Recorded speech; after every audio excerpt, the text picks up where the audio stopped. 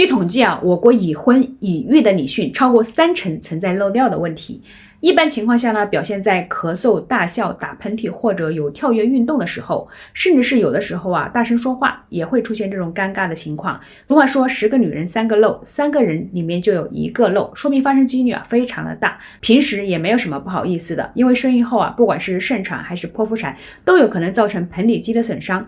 怀孕期间肚子变大，整个的重力给到了盆底肌，造成了盆底肌无力、盆底肌松弛、盆底肌的力量薄弱。一旦腹腔压力过大呀，盆底肌就没有力量去控制我们的尿液排泄，那尿液就不受控制的排出来了。我们找到这个原因了以后，就很好解决。今天教大家2个非常实用的盆底肌训练方法，不管你生了多久，生了几个，都可以让你的盆底肌啊紧回18岁。一定要点赞收藏起来，反复的练习。第一个动作呢是仰卧在床面上，屈双膝，脚掌踩地，双手呢放在身体的两侧，掌心朝下，将枕头、抱枕或者是家里有篮球、皮球、足球都可以放在我们的双膝之间，然后呢双腿用力的去夹住我们的枕头，不要让它掉下来。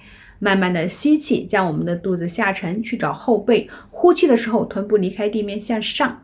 好，吸气，慢慢回。动作非常的简单，但是我们在做的时候啊，一定要动作缓慢的去进行。臀部向上抬高的时候，在这里保持3秒钟以后，慢慢的落下。在这里保持的时候呢，一定要找到盆底肌用力的那种感觉。盆底肌用力是什么感觉？就是夹尿中弹的这种感觉。我们找到这种感觉以后呢，去慢慢的去做，保持这种憋尿的感觉，去做10个为一组，做5组就可以了。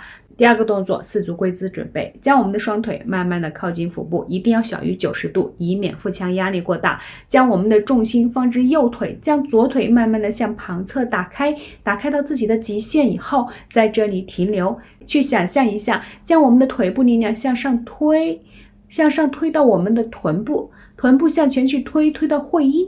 我们在这里能够感受到盆底肌有强烈的发力感。停留3秒以后，保持这种力度，不要松掉，慢慢的将我们的腿用力的收回来，大概呢做10个就可以了。做完左边再去做右边，2个动作都可以很好的锻炼到我们的盆底肌群。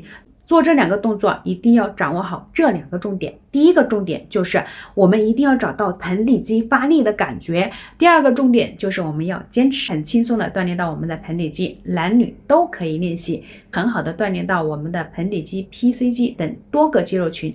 最重要的是可以更好的坚持下来。今天的视频就分享到这里，我们下期见。